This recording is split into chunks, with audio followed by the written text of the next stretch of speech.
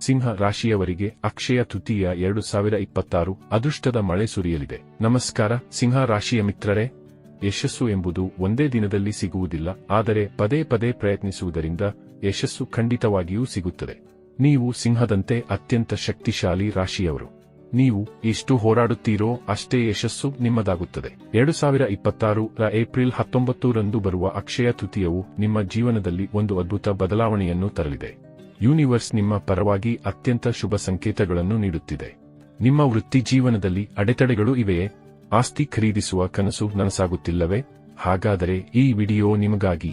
ಈ ಅಕ್ಷಯ ತೃತೀಯದಂದು ಸಿಂಹ ರಾಶಿಯವರಿಗೆ ಸಿಗಲಿರುವ ಅಕ್ಷಯ ಪುಣ್ಯ ಮತ್ತು ಮಾಡಬೇಕಾದ ವಿಶೇಷ ಪರಿಹಾರಗಳ ಬಗ್ಗೆ ನಾವು ಸಂಪೂರ್ಣವಾಗಿ ಚರ್ಚಿಸೋಣ. ವಿಡಿಯೋ ಪ್ರಾರಂಭಿಸುವುದಕ್ಕೂ ಮುನ್ನ ಎಂದಿನಂತೆ ನಮ್ಮ ವಿನಂತಿ ಎಂದರೆ, ನೀವಿನ್ನೂ ನಮ್ಮ ಚಾನೆಲ್ ಸಬ್ಸ್ಕ್ರೈಬ್ ಮಾಡಿಲ್ಲವೆಂದರೆ ಈ ಕೂಡಲೇ ನಮ್ಮ ಚಾನೆಲ್ ಅನ್ನು ಸಬ್ಸ್ಕ್ರೈಬ್ ಮಾಡಿ. ಜೊತೆಗೆ ನಮ್ಮೆಲ್ಲ ವಿಡಿಯೋಗಳ ನಿರಂತರ ಅಪ್ಡೇಟ್ಸ್ಗಳಿಗಾಗಿ ತಪ್ಪದೇ ಪಕ್ಕದ ಬೆಲ್ ಐಕಾನ್ ಬಟನ್ ಕೂಡ ಕ್ಲಿಕ್ ಮಾಡಿ. ನಿಮ್ಮ ಜೀವನದಲ್ಲಿಯೂ ಏನಾದರೂ ಸಮಸ್ಯೆಗಳು ಬಾಧಿಸುತ್ತಲಿದ್ದರೆ ಈ ಕೂಡಲೇ ಸ್ಕ್ರೀನ್ ಮೇಲೆ ಕಾಣ್ತಿರುವ ನಮ್ಮ ಗುರೂಜಿ ನಂಬರಿಗೆ ಕರೆ ಮಾಡಿ ಶೀಘ್ರವೇ ಶಾಶ್ವತ ಪರಿಹಾರ ಕಂಡುಕೊಳ್ಳಿ. ಗ್ರಹಗಳ ಸಂಯೋಗ ಮತ್ತು ವೃತ್ತಿ ಜೀವನ. ಸಿಂಹ ರಾಶಿಯವರೇ, ಈ ಅಕ್ಷಯ ತೃತೀಯದಂದು ನಿಮ್ಮ ಜಾತಕದಲ್ಲಿ ಒಂದು ವಿಶೇಷ ಬದಲಾವಣೆಯಾಗುತ್ತಿದೆ.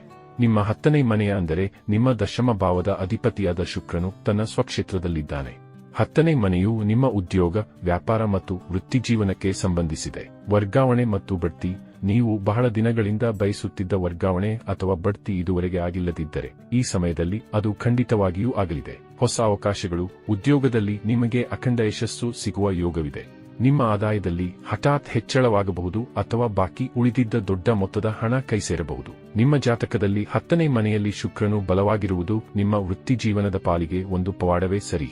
ನೀವು ಹಿಂದೆ ಅಸಾಧ್ಯವೆಂದು ಭಾವಿಸಿದ್ದ ಕೆಲಸಗಳು ಈಗ ಸುಲಭವಾಗಿ ನೆರವೇರಲಿವೆ. ಆಸ್ತಿ ಮತ್ತು ವಾಹನ ಯೋಗ. ಶುಕ್ರನು ತನ್ನ 7ನೇ ದೃಷ್ಟಿಯಿಂದ ನಿಮ್ಮ ಸುಖ ಭಾವವನ್ನು ನೋಡುತ್ತಿದ್ದಾನೆ. ಇದರ ಪರಿಣಾಮವಾಗಿ ನಿಮ್ಮ ಜೀವನದಲ್ಲಿ ಭೌತಿಕ ಸುಖಗಳು ಹೆಚ್ಚಾಗಲಿವೆ. ಆಸ್ತಿ ಖರೀದಿ. ನೀವು ಹೊಸ ಮನೆ ಅಥವಾ ಭೂಮಿಯನ್ನು ಖರೀದಿಸಲು ಯೋಜಿಸುತ್ತಿದ್ದರೆ ಈ ಸಮಯವು ಅತ್ಯಂತ ಪೂರಕವಾಗಿದೆ. ಆಸ್ತಿ ಮಾರಾಟ ಮಾಡುವವರಿಗೂ ಉತ್ತಮ ಲಾಭ ಸಿಗಲಿದೆ. ವಾಹನ ಖರೀದಿ. ಅಕ್ಷಯ ತೃತೀಯದ ಈ ಶುಭ ದಿನದಂದು ಅಥವಾ ಅದರ ನಂತರದ ದಿನಗಳಲ್ಲಿ ಹೊಸ ವಾಹನವನ್ನು ಮನೆಗೆ ತರುವ ಪ್ರಬಲ ಯೋಗವಿದೆ. ಪ್ರಯಾಣ.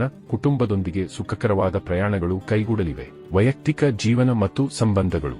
ಸಿಂಹ ರಾಶಿಯವರ ಕೌಟುಂಬಿಕ ಜೀವನದಲ್ಲಿ ಈ ಅಕ್ಷಯ ತೃತೀಯವು ನೆಮ್ಮದಿ ತರಲಿದೆ. ಸಂಗಾತಿಯ ಬೆಂಬಲ. ನಿಮ್ಮ ಜೀವನದಲ್ಲಿ ಪತ್ನಿಯ ಅಥವಾ ಸಂಗಾತಿಯ ಸಂಪೂರ್ಣ ಬೆಂಬಲ ಸಿಗಲಿದೆ.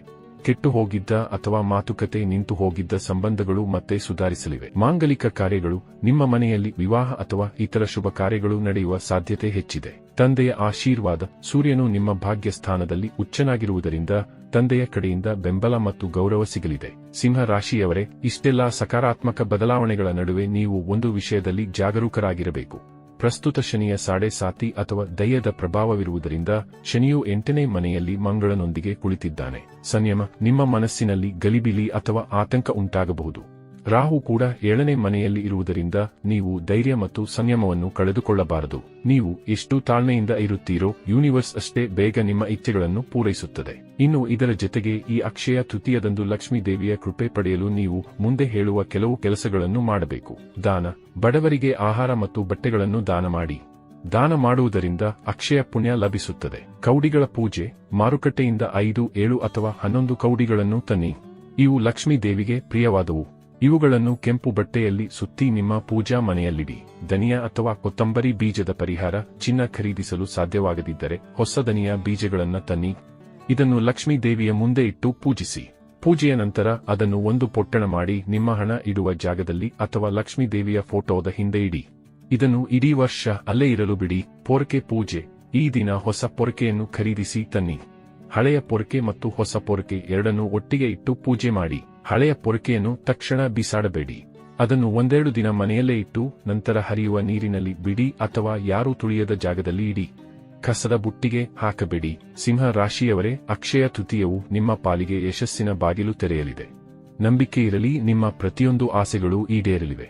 ಈ ಮಾಹಿತಿ ಇಷ್ಟವಾದರೆ ವಿಡಿಯೋ ಲೈಕ್ ಮಾಡಿ. ಈಗಲೇ ಕಾಮೆಂಟ್ ಬಾಕ್ಸ್ನಲ್ಲಿ ಜೈ ಮಾ ಲಕ್ಷ್ಮಿ ಎಂದು 2 ಬಾರಿ ಬರೆಯಿರಿ. ಇದರಿಂದ ತಾಯಿಯ ಕೃಪೆ ನಿಮ್ಮ ಮೇಲೆ ಸದಾ ಇರಲಿ. ನಿಮ್ಮ ಸ್ನೇಹಿತರಿಗೂ ಈ ವಿಡಿಯೋ ಶೇರ್ ಮಾಡಿ. ಮುಂದಿನ ವಿಡಿಯೋದಲ್ಲಿ ಸಿಗೋಣ. ಧನ್ಯವಾದಗಳು.